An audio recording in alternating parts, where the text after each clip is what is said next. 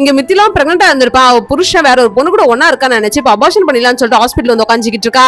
அதை தெரிஞ்சுக்கிற அரவிந்துமே இப்ப மித்திலா பாக்கிறதுக்காக நேர்ல போயிடுறான். மித்திலா கிட்ட நடந்த எல்லா விஷயத்தையும் சொல்லிட்டு இது எல்லாத்துக்குமே காரணம் பல்லவி தான். இன்னமும் நான் லவ் பண்ணிட்டு தான் இருக்கேன், தயவு செஞ்சு குழந்தைய மட்டும் கலைச்சிடாத அப்படின்னு சொல்லிட்டு பேசிட்டு இருக்கான். அந்த நேரம் பார்த்தா அவனுக்கு ஒரு கால்மே வருது. அந்த கால்மே அட்டன் பண்ணி பேசுறான். உனக்கு ஒரு வீடியோ அனுப்பியிருக்கேன், அதை பாருன்னு சொல்லிட்டு அவங்களுமே காலை கட் பண்ணிடுறாங்க. இவனுமே அந்த வீடியோ ஆன் பண்ணி பாக்குறான். பார்த்தா பல்லவி யாரோ கிட்னாப் பண்ணி வச்சிருக்காங்க. இதை பாக்குற இவங்க ரெண்டு பேருமே பயங்கரமா ஷாக் ஆயிடுது. பல்லவியோட சித்தப்பா தான் பல்லவியை கிட்னாப் பண்ணி கொலை பண்றதுக்காக அடியால செட் பண்ணி வச்சிருந்திருப்பாரு. இதெல்லாம் தெரிஞ்சுக்கிற பள்ளியோட அம்மாவும் என் பொண்ணு நீ கொலை பண்ண ட்ரை பண்ணியான்னு சொல்லிட்டு ரெண்டு பேரும் இப்ப சண்டை போட ஆரம்பிச்சிடுறாங்க.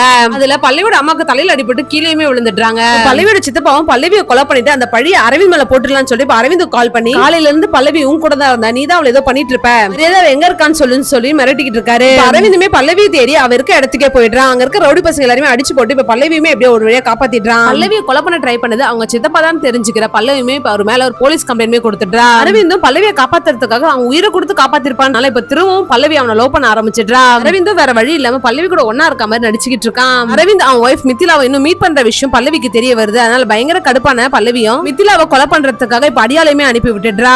அதை தெரிஞ்சுக்கிற அரவிந்துமே இப்ப மித்திலாவை காப்பாத்துறதுக்காக போறான். அதுக்குள்ள மித்திலாவோட கார்மே ஆக்சிடென்ட் இப்ப மித்திலாக்கு பயங்கரமா அடிபட்டுடுது. மித்திலாவை ஹாஸ்பிட்டல் கொண்டு போய் அட்மிட் பண்றான். அந்த நேரம் பார்த்தா அரவிந்த் போனுக்கு ஒரு வீடியோமே வருது. வீடியோல பல்லவியோட அம்மாவும் சித்தப்பாவும் சொத்துக்காக பல்லவியோட அப்பாவே கொலை பண்ணிருப்பாங்க.